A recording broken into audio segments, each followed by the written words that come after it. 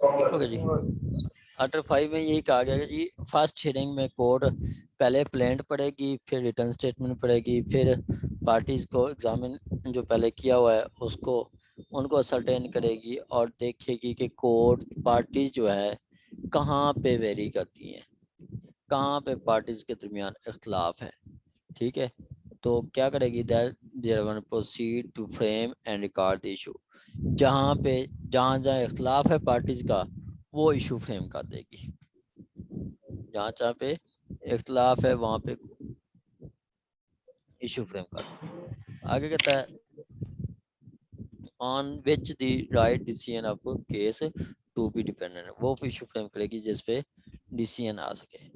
आगे कहता है आपका 6, ये आर्टिकल 14 रूल 1 का सब रूल 6 है। कहता है nothing this rule require the court to frame and record the issue when defendant at the first hearing of suit make no defence. अगर पहली डेट पे आके वो कोई ऑब्जेक्ट नहीं करता, एडमिशन कर लेता है, कोई अपना डिफेंस नहीं लेता, तो कोर्ट क्या करेगी, कोर्ट इशू फ्रेम नहीं करेगी। तो फिर वहाँ पे कोर्ट इशू फ्रेम करने की जरूरत नहीं होगी। ठीक है, मतलब आके अगर डिफेंडेंट कोई एडमिट कर ले, कोई अपना डिफेंस ही ना करे, तो यहाँ पे उसका फैसला जो होगा वो मतलब कोर्ट जो है वो वहाँ पे इशू फ्रेम नहीं करेगी। आगे जी फिर ये एक्स पार्टी प्रोसीडिंग जो है वो भी इसी में आ जाएगी, क्योंकि उसमें भी डिफेंस नहीं होता। नहीं नहीं देखें, वहाँ पे यहाँ पे अपेयर तो हुआ है ना, एक्स पार्टी होती है शुएब साहब के, वो बंदा अपेयर ही नहीं होता। सर मतलब इसकी वो भी एग्जांपल ले सकते हैं।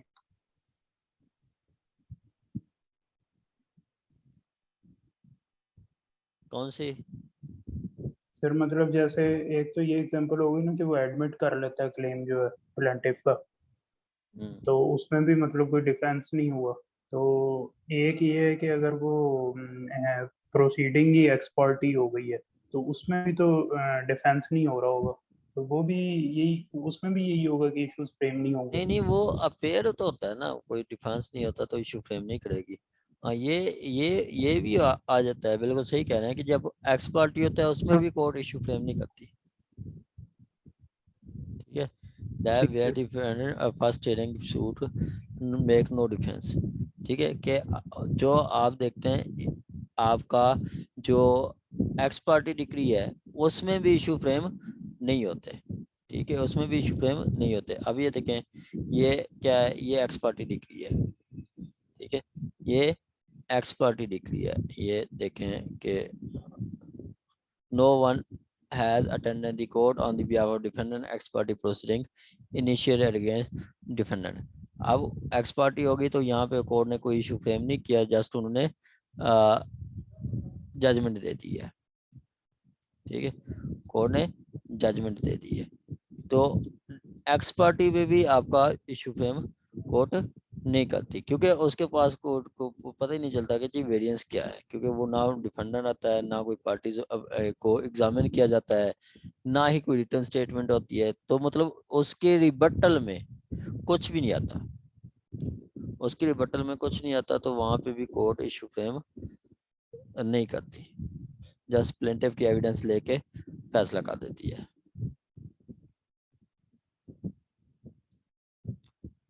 ठीक हो गया जी। आगे जी आपका 14(2),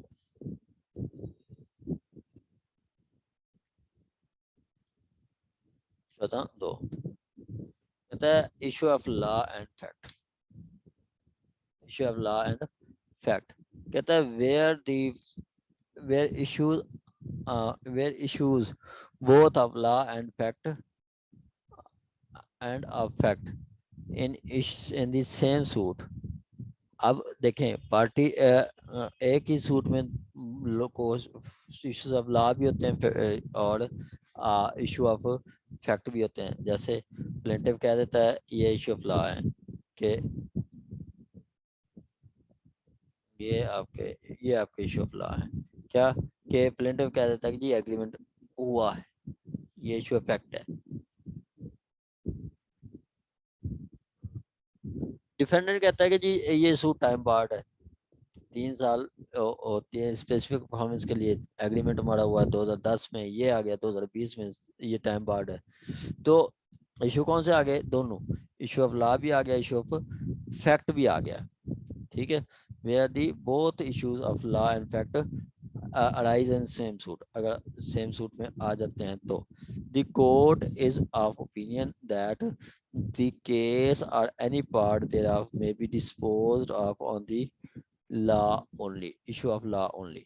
तो जहाँ पे इशू ऑफ फैक्ट आ जाएं और इशू ऑफ लॉ आ जाएं, दोनों आ जाएं, तो कोर्ट पहले इशू ऑफ लॉ को डिसाइड करेगी। अगर इशू ऑफ लॉ ठीक है तो फिर उसके बाद court issue of fact decide करेगी।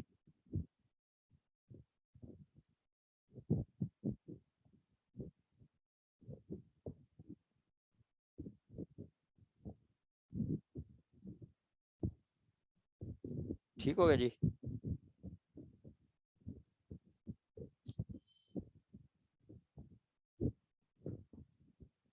आ गया जी आपका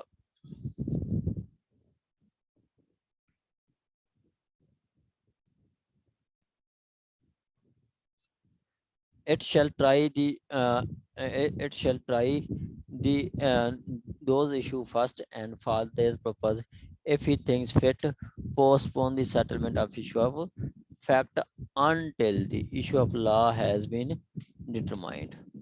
ठीक है, पहले कोर्ट इशू ऑफ लॉ को डिसाइड करेगी और उसके बाद बाकी प्रोसीडिंग को स्टॉप कर देगी जितनी देर तक इशू ऑफ फैक्ट नहीं होते, इशू ऑफ लॉ डिसाइड नहीं होते, वो बाकी प्रोसीडिंग को पोस्टपोन कर देगी।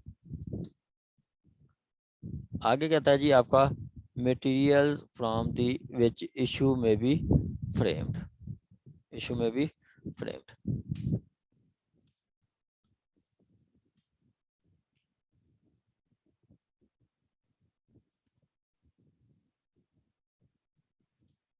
आगे कहता है जी the court may frame the issue from all or any of the following materials. ठीक है, अब वही के कहाँ से कोर्ट वेरिएंस देखेगी? वो पहले देखेगी वेरिएंस आपका के allegation made by parties on oath. पीछे हमने पढ़ा है कि पार्टीज को ऑन ओथ एग्जामिन किया जाएगा। ठीक है, ऑन ओथ एग्जामिन किया जाता है by person present on their behalf are made by these parties by their by pleaders of the suit। कि आपका जो पार्टीज ऑन ओथ जो आके एलिगेशन लगाती हैं उनसे भी कोर्ट देखती है कि कौन से इशू फ्रेम होने चाहिए। और उसके बाद दूसरा कि parties sorry allegation made in pleading. Pleading से मुराद क्या है जी? प्लीडिंग से मुराद आपका दोनों जवाब दावा और जवाब दावा, प्लेंट एंड रिटर्न स्टेटमेंट। 7(1) यही नहीं 6(1) यही कहता है कि जी plaintiff include suit and return statement, plaint and return statement और answer interrogatories delivered in suit. ये आंसर टू इंटेरोगेटरीज, इंटेरोगेटरीज हमने कहाँ पढ़ा था? Delivered in suit. ये हमने पढ़ा था आपका ऑर्डर कौन सा था जी? ऑर्डर 11। आ गया जी आपका सी के content of document produced by other party. वो कंटेंट ऑफ डॉक्यूमेंट से भी आप कर सकते हैं, कंटेंट ऑफ डॉक्यूमेंट से भी आप प्रूव कर सकते हैं। सिंपली कि आपका जो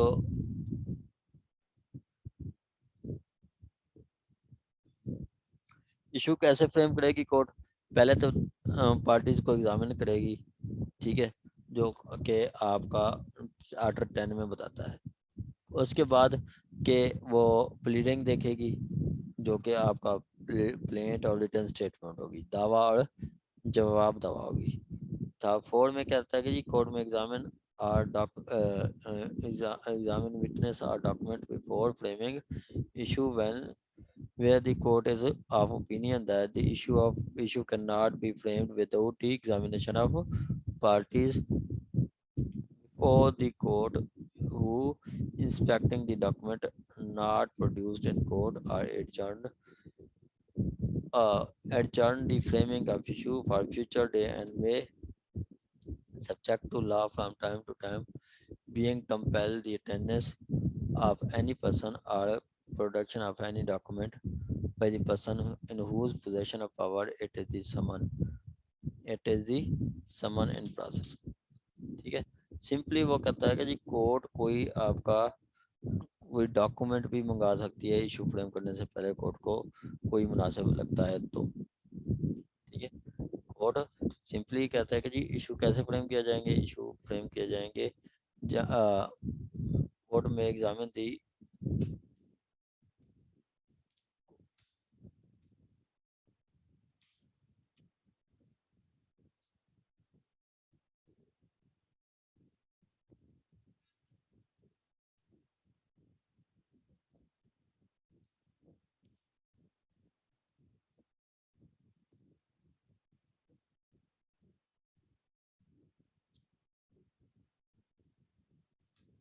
ठीक है। कहता है court as opinion that issue can not be frame without examination of person, कि अगर किसी पर्सन को एग्जामिन करने से पहले कोर्ट को लगता है कि जी इशू फ्रेम नहीं हो सकते, जैसे प्लेंटिफ नईमा समा साहब ने इस एग्रीमेंट सेल किया मैडम, तो कोर्ट लगता है कि जब तक मैडम लुबना को एग्जामिन ना किया गया ये प्रॉपर इशू फ्रेम हो ही नहीं सकते, ठीक है, प्रॉपर इशू फ्रेम हो ही नहीं सकते। या कोर्ट को लगता है विदाउट इंस्पेक्शन ऑफ कोई डॉक्यूमेंट, कोर्ट कहती है कि जी जब तक मैं ओरिजिनल एग्रीमेंट टू सेल ना देख लूं, जब तक मैं डिफेंडेंट की साइन ना देख लूं, जो आपका सेलर है उसके साइन ना देख लूं, मैं तो इशू फ्रेम नहीं करूंगी, ठीक है। नॉट प्रोड्यूस इन सूट, कि जो आपका ऐसा एग्रीमेंट जो कि आपका सपोज के ओरिजिनल एग्रीमेंट डिफेंडेंट के पास था और वो दावे के साथ नहीं लगा, दावे के साथ नहीं लगेगा, नहीं लगा, कोई इंस्पेक्शन ऑफ डॉक्यूमेंट भी हो सकता है, ठीक है। तो उस सूरत में क्या करेगी कोर्ट, इट में adjourn the framing of issue for future day, ठीक है। तो कोर्ट जो है इशू जो है वो आपका फ्रेम करने से पहले मतलब आपका केस मुलतवी कर देगी। सिंपली कोर्ट को लगता है कि किसी पार्टी को एग्जामिन होनी चाहिए या कोई डॉक्यूमेंट मंगवाना चाहिए तो उतनी देर तक इशू की डेट एक्सटेंड कर देगी और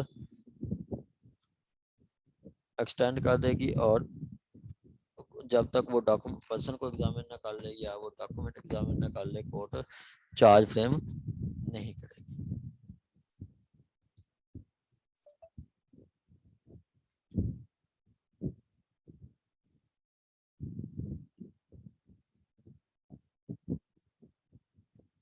आगे कहता है जी court may instruct the doctor to adjourn the framing issue and may subject to any law for the time being compel the attendance of any person but simply just court को लगता है कि जी किसी पर्सन को examine होना चाहिए या document exam को इंस्पेक्ट करना चाहिए, तो जितनी देर तक वो इंस्पेक्ट नहीं होता कोर्ट उसको जो है वो स्ट्राइक आउट मतलब आपका जितनी देर तक वो बंदा डॉक्यूमेंट नहीं आ जाता या पार्टी नहीं आ जाती कोर्ट इशू फ्रेम नहीं करेगी, डेट का देगी। अब देखें तीन वर्ड हैं, अमेंड भी कर सकती है कोर्ट, ऐड भी कर सकती है और स्ट्राइक आउट भी कर सकती है,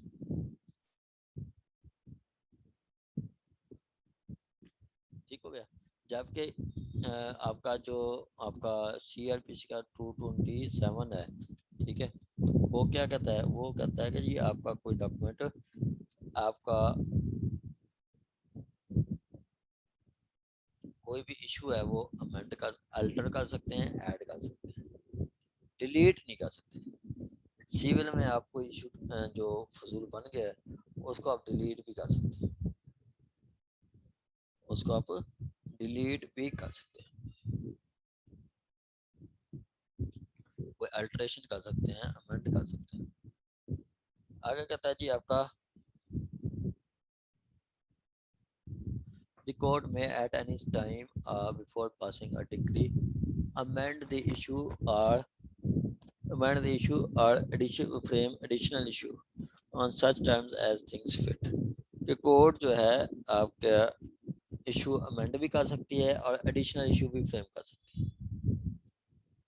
ठीक है, इशू अमेंड भी कर सकती है और ऐड भी कर सकती है, ऐड भी कर सकती है और अमेंड भी कर सकती है। सपोज अमेंड क्या कि जी अमाउंट का उन्होंने कहा कि जी मैंने अर्नेस्ट अमाउंट दी थी इतनी,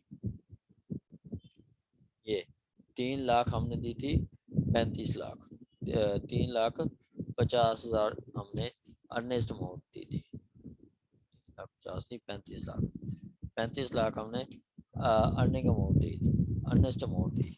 ठीक है, बकाया जो अमाउंट है वो हमने बाद में देनी थी।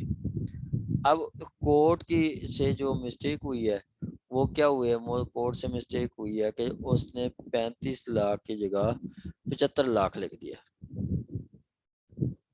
ठीक है, कोर्ट ने क्या किया, ओ ये कोर्ट ने 35 वहां पे कोर्ट क्या करेगी, अमेंड करेगी, अमेंड द इशू। ठीक है, सपोज के राइट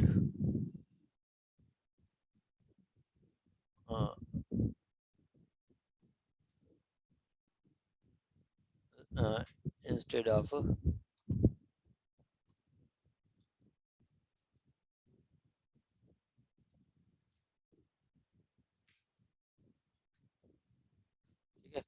अब क्या था, सपोज के 1 लाख की जगह कोर्ट ने क्या लिख दिया, 10 लाख लिख दिया।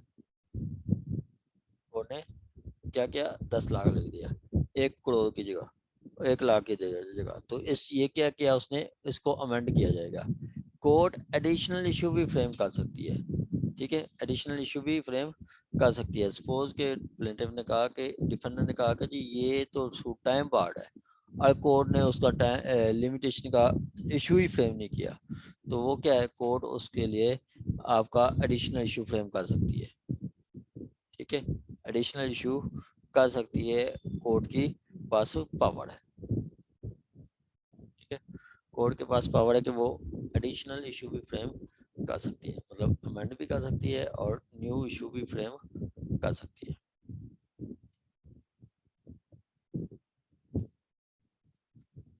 आगे आता है in and all such document,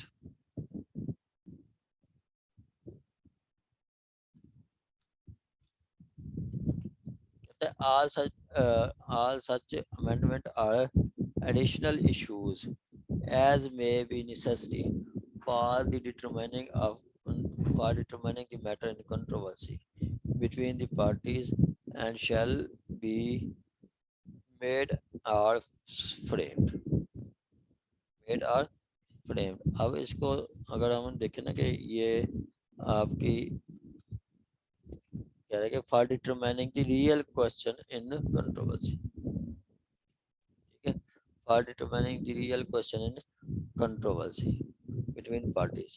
ठीक है, यहाँ पे बात कर रहा है कि जी उनका जो डिस्प्यूट क्या है वो देखा जाएगा। ठीक है, उसके लिए कोर्ट इशू फ्रेम करेगी बिटवीन दी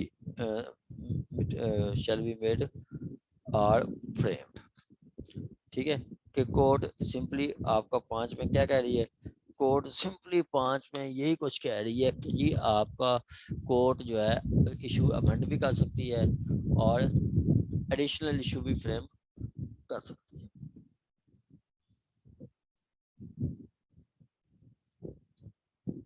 एडिशनल इशू जैसे सपोज के एग्रीमेंट टू सेल हुआ, ये देखें ये एग्रीमेंट टू सेल हुआ, उसमें ये देखें कि पहला लिखा कि whether plaintiff enter into agreement with defendant with respect to property bearing from from in rupees from. ठीक है, ये तो हो गया। अब दूसरा वो कि whether the suit is liable to dismiss.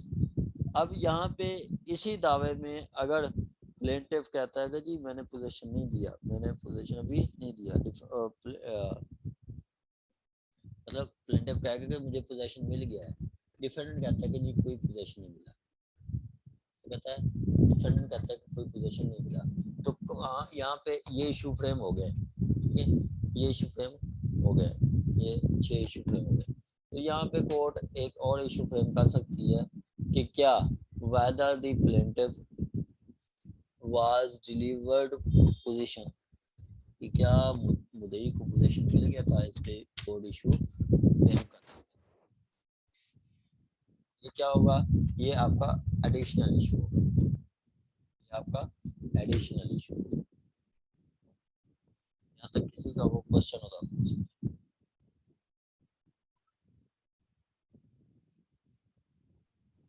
Sir? अगर फैमिली सूट है और उसमें डिफेंडेंट कहता है कि मेरा जो गोल्ड है वो भी ये प्लेंटिफ के पास पड़ा हुआ है, इतना गोल्ड है, मेरी सिस्टर का गोल्ड है, मेरा नहीं, यानी मेरी सिस्टर का, ये जाती मरतबा घर से ले आई है, तो इश्यूज जब कोर्ट ने किया है तो वो शामिल नहीं था, तो क्या उसके लिए एप्लीकेशन दी जा सकती है अलग इशू फ्रेमिंग के लिए? डेफिनेटली आप कोर्ट को कह सकते हैं कि जी ये भी इशू फ्रेम करें। चलो ठीक, थैंक यू। यहाँ के फराज साहब जो अपेक्स कोर्ट का व्यू है ना, सुप्रीम कोर्ट का व्यू है जी, ये जो गोल्ड ऑर्नामेंट्स हैं या जो गिफ्ट मिलते हैं बीवी को, वो बीवी भी अपने पास रखती है, अपने साथ ले जाती है। वो तो फिर है ना, वो तो नहीं, ये सिस्टर का है, ये सिस्टर का गोल्ड है। सिस्टर क्या मतलब? वो तो इसमें गिफ्ट में आया था ना कि गिफ्ट तो एक मरतबा दे दिया तो वो उसको, तो वो तो उसका ही हो गया जिसको दे दिया। फिर गिफ्ट नाकाबिले वापसी होता है, उसका क्लेम नहीं हो सकता गिफ्ट का। लेकिन ये सिस्टर का घर में पड़ा हुआ है, यानी उसके शादी करनी थी उसका पड़ा है और जाती मतलब उसका भी साथ ले गई, ये इस सूरत हाल में।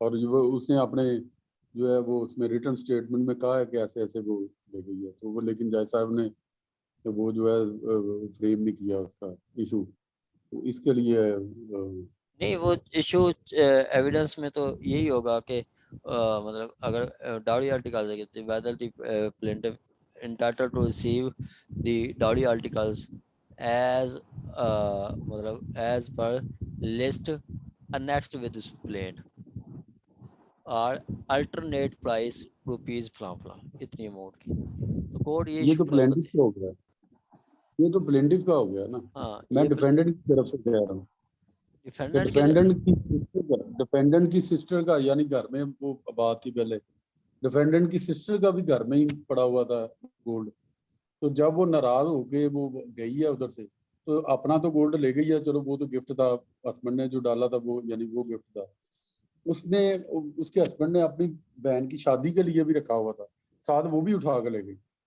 तो ये जो है इसके लिए मैं कह रहा इसके लिए सर डेफिनेटली आप कोर्ट को बता सकते हैं कि जी वो इतनी गोल्ड लेके गई है, ठीक है, इतनी गोल्ड हूँ। लेके गई है, वो आप कोर्ट को बता सकते हैं। लेकिन यहाँ पे ये जो होगी ना, ये बात, ये फैमिली सूट में नहीं आएगी फराज साहब।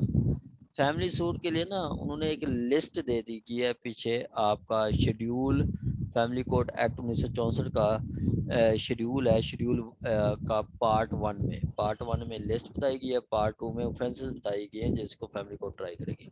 पार्ट 1 में जो लिस्ट बताई गई है कि आप डेजुलेशन का दावा कर सकते हैं, डॉरी का कर सकते हैं, और उसके अलावा डावर का कर सकते हैं, कस्टडी का दावा कर सकते हैं, कंजुगल राइट्स कर सकते हैं, जस्टिफिकेशन ऑफ मैरिज कर सकते हैं, और गार्डियनशिप कर सकते हैं।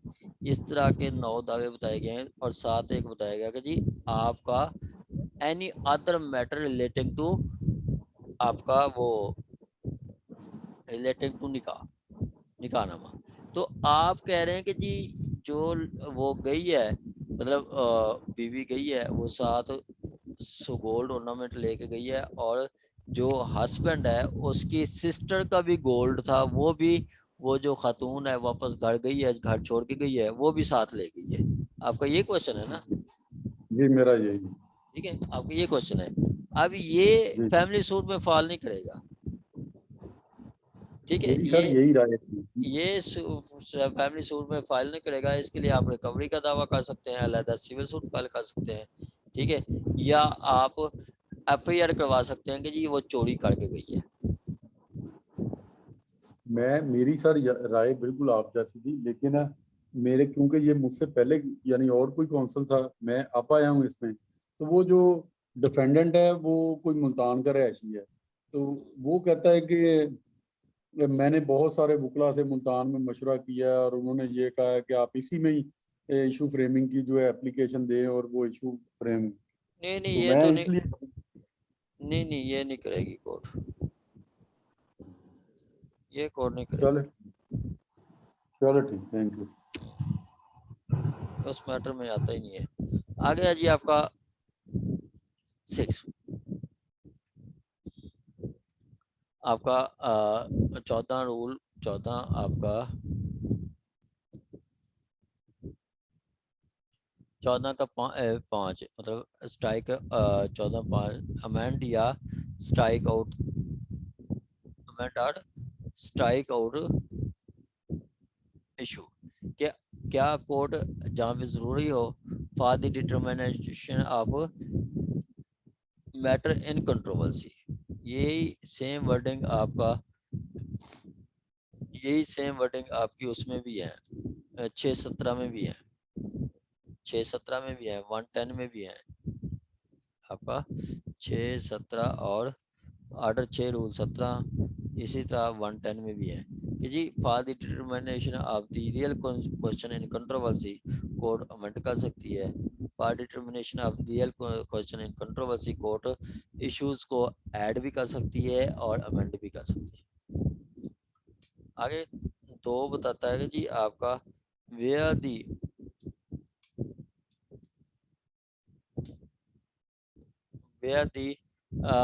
कोर्ट में also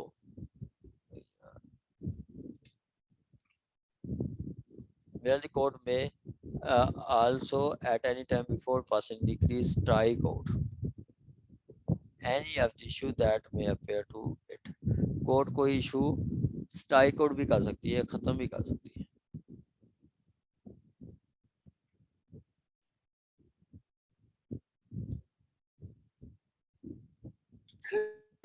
ये जो रूल 5 है यहाँ पे और जो 17 है ऑर्डर 6 का वो भी स्ट्राइक आउट ही है, तो सॉरी 16। तो सर इसमें डिफरेंस नहीं है कि वहां पे कोई ऐसी वर्डिंग जो स्कैंडलस होती है या इस तरह की होती है उसको स्ट्राइक आउट या जो प्लीडिंग में होती है, और यहाँ पे तो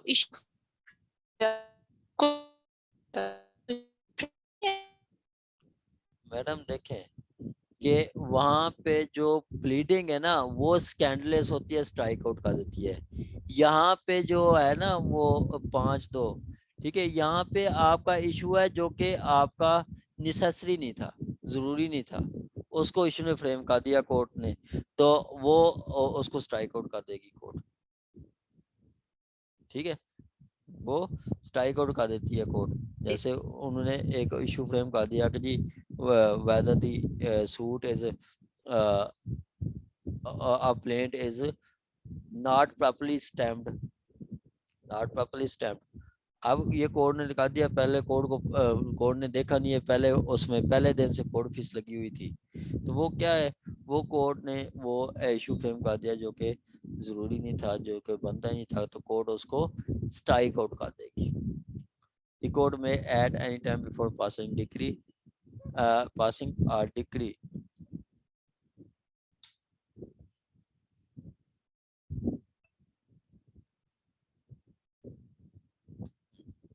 ठीक है, before passing decree strike out the issue that it appear to be wrongly framed or introduced।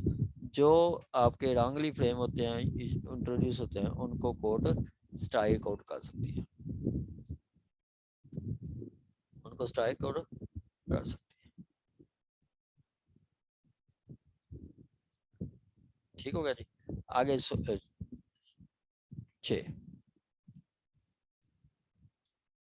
6 है जी आपका 6 को आपने सिर्फ एक दफा कंसेप्ट ले लें 6 का कि जी पार्टीज जो है ना, पार्टीज खुद भी इशू फ्रेम करके दे सकती हैं कोर्ट को, जी ये हमारे इश्यूज हैं, इनको कोर्ट डिसाइड करे, ठीक है, ये हमारे इश्यूज हैं, इनको डिसाइड करे।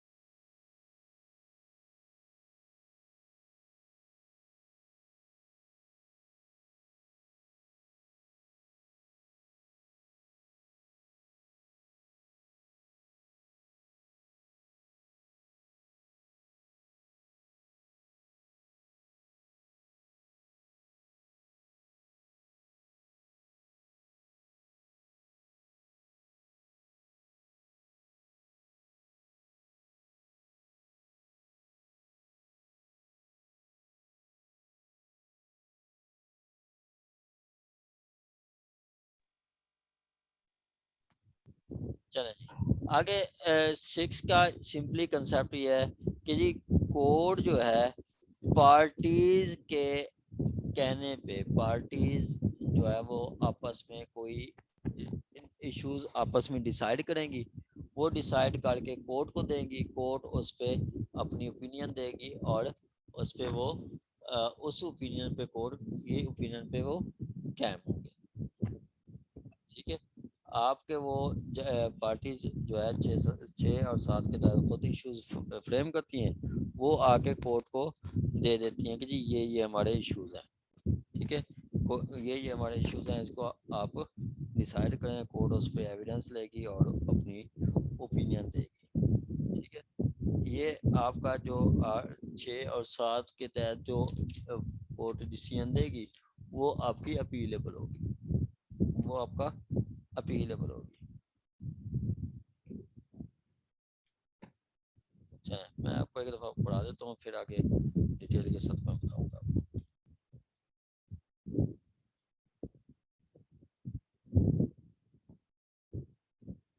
कहता है जी where the parties to a suit agreed as to question affect a law to be decided between them।